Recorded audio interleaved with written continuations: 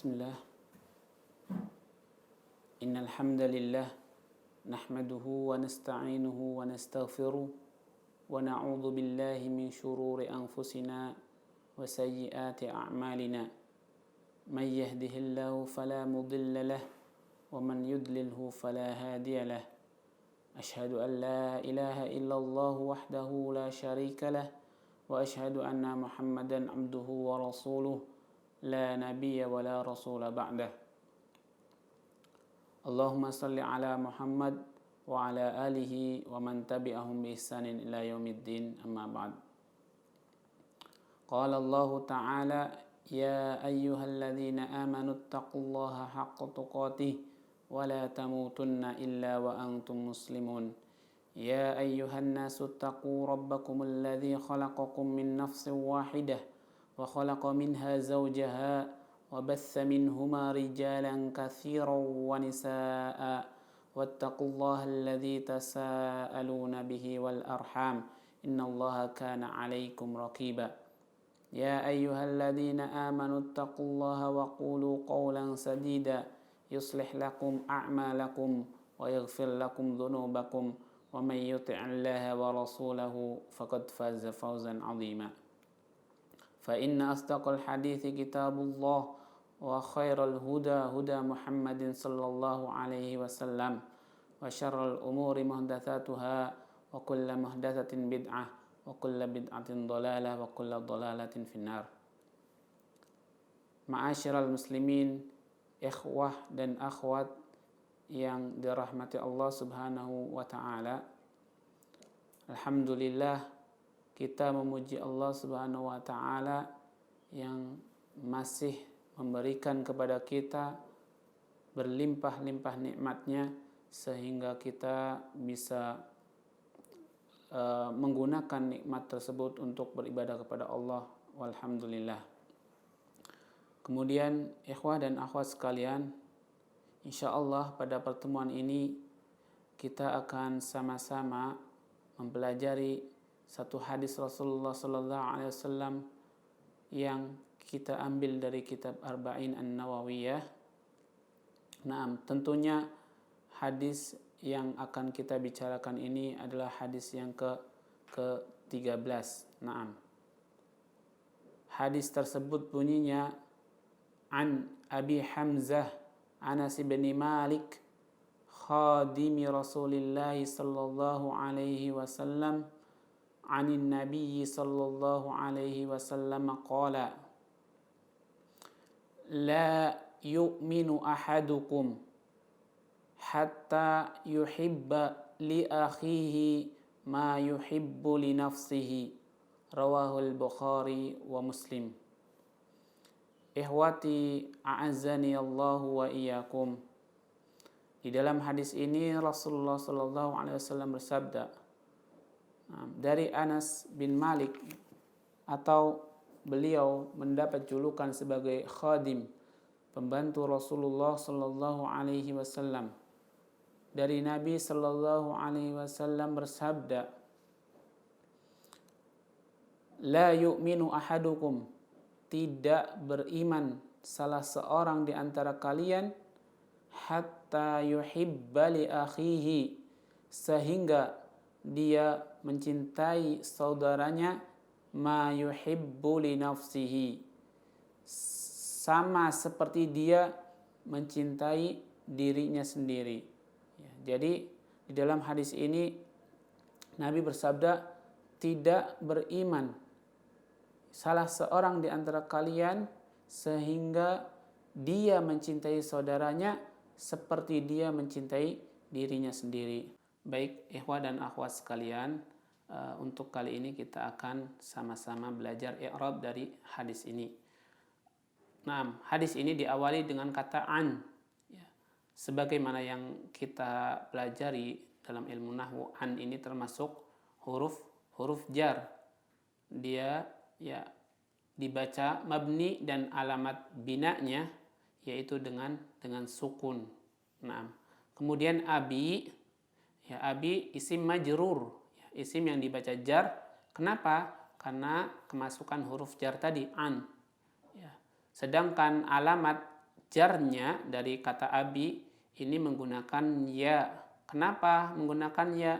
Karena dia termasuk asmaul khamsah, ya, asmaul khamsah.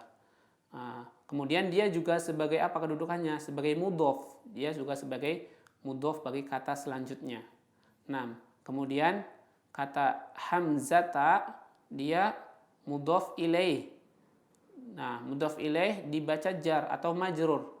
Tanda jarnya apa? Tanda jarnya dengan fathah. Kenapa? Karena dia termasuk isim ghairu munsharif. Kemudian Anas bin Malik. Anas di sini menerangkan tentang Abi Hamzah. Nah, dia berarti kedudukannya sebagai badal dari Abi Hamzah atau juga atfu bayan. Nah, kemudian dia dibaca jar Anasin karena kedudukannya sebagai badal dari kata Abi Hamzah. Nah, Ibni Malik. Nah, Ibn dia menerangkan tentang Anas, ya. Dia menjadikan ya penjelas kata Anas dan kedudukannya sebagai badal juga bagi kata Anas. Naam, dia dibaca jar, tanda jarnya dengan kasrah, sedangkan kedudukan Ibn di sini juga sebagai mudhof. Malik, naam, isim jar, isim majrur, dibaca jar dengan kasrah dan naam, dia kedudukannya juga sebagai mudhof ilaih. Mudhof ilaih dari kata ibn. Naam, kemudian khadimi Rasulillah. Khadim juga sebagai penjelas kata Abi Hamzah atau Anas. Naam. Jadi dia mengikuti i'rabnya sama seperti Anas ibni Malik. Naam. Jadi penjelas atau menjadi badal bagi kata sebelumnya. Dan khadim ini juga kedudukannya sebagai mudhof. Rasulillah, Rasul isim majrur, dibaca jar dengan kasrah. Naam. Kedudukannya sebagai mudhof ilaih dan dia pun sebagai mudhof juga.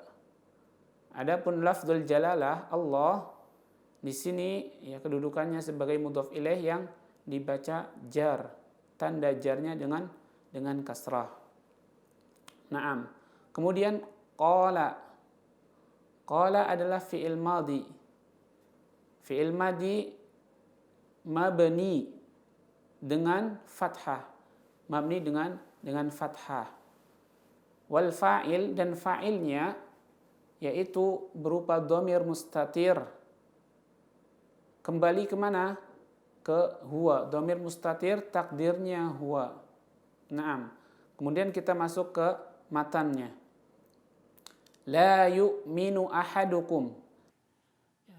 La di sini adalah huruf nafi. Dia dibaca mabni dan tanda binanya dengan sukun. Kemudian yu'minu. Yu'minu adalah fi'il mudhari. Dibaca rafa dengan dhammah. Naam. Ahadukum adalah fa'il dari fi'il la yu'minu. Naam. Ahadukum di sini fa'il. Fa'il dibaca rafa dan tanda rafanya dengan dhammah, sedangkan dia ahadu itu menjadi mudhof. Kum di sini adalah dhamir muttasil, ya, dhamir muttasil. Dia dibaca mabni dan alamat binanya dengan sukun. Sedangkan dia berada di kedudukan mudhof ilaih, ya, fi mahalli jarrin sebagai mudhof ilaih. Naam. Hatta yuhibba. Naam. Hatta di sini adalah amil nasab. Dia dibaca mabni dan tanda binanya dengan sukun. Yuhibba fi'il mudhari. Fi'il mudhari mansub, dibaca nasab. dan tanda nasabnya adalah dengan fathah. Dan fa'il dari yuhibba ini kembali ke dhamir huwa, ya. Dhamir huwa ini juga kembali ke ahadukum. Naam. Jadi fa'il di sini adalah dhamir mustatir, takdiruhu huwa. Li akhihi, li harfu jar dibaca mabni dan alamat binanya dengan kasrah. Akhihi isim majrur karena ada lam atau la harfu jar. Naam. Dan alamat jarnya itu dengan ya karena dia termasuk asmaul khamsah. Naam. Kemudian hi adalah dhamir muttasil dibaca mabni dan alamat binanya dengan kasrah, sedangkan dia berada pada posisi mudhof ilaih untuk kata akhi. Mudhof ilaih dari kata akhi, dan dia posisinya sebagai dhamir yang dibaca mabni atau bina, tanda mabninya atau tanda binanya dengan kasrah. Ma yuhibbu li nafsihi. Ma adalah huruf mausul atau harf mausul. Dia dibaca mabni dan alamat binanya dengan sukun. Yuhibbu fi'il mudhari marfu, dibaca rafa dengan tanda rafa'nya adalah dhammah. Wa fa'iluhu, dan fa'ilnya adalah dhamir mustatir takdiruhu huwa. Takdirnya huwa kembali ke lafadz ahadukum. Li nafsihi, lam harfu jar dibaca mabni dan alamat binanya dengan kasrah. Nafsihi, nafs isim majrur atau isim yang dibaca jar dan alamat jarnya dengan kasrah, sedangkan dia menjadi mudhof juga. Dan hi atau dhamir ha di sini dhamir muttasil mabni atau dibaca mabni dengan alamat binanya kasrah, sedangkan dia berada pada posisi mudhof ilaih. Naam. Ikhwah dan akhwat, a'azzaniyallahu wa iyyakum. Alhamdulillah, kita telah sama-sama menyelesaikan i'rab dari hadis ini. Untuk selanjutnya insyaallah kita akan mengambil faidah atau beberapa faidah dari hadis ini. Naam. Ikhwah dan akhwat rahimaniyallahu wa iyyakum. Adapun faidah yang bisa kita ambil dari hadis ini, yang pertama adalah yang pertama disebutkan di dalam hadis tersebut kata la yu'minu. Naam. La yu'minu artinya itu tidak beriman. Maksud dari kata tidak beriman bukan berarti sama sekali tidak punya iman, bukan. Tapi maksud dari kata la yu'minu adalah tidak sempurna imannya. La imana kamilan. La imana kamilan. Tidak ada keimanan atau tidak sempurna imannya seseorang. Jadi tidak bisa kita maknai dengan tidak punya iman sama sekali. Itu salah. Yang benar, tidak sempurna iman seseorang sampai dia mencintai saudaranya sebagaimana dia mencintai dirinya sendiri.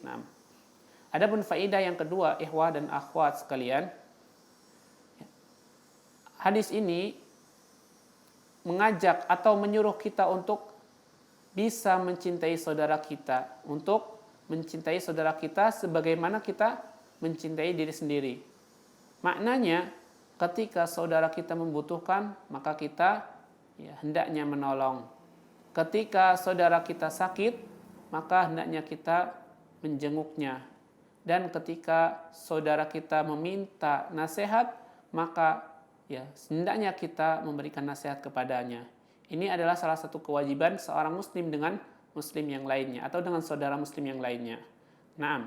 Kemudian faedah yang ketiga, ikhwah dan akhwat, a'azzani Allah wa iyyakum.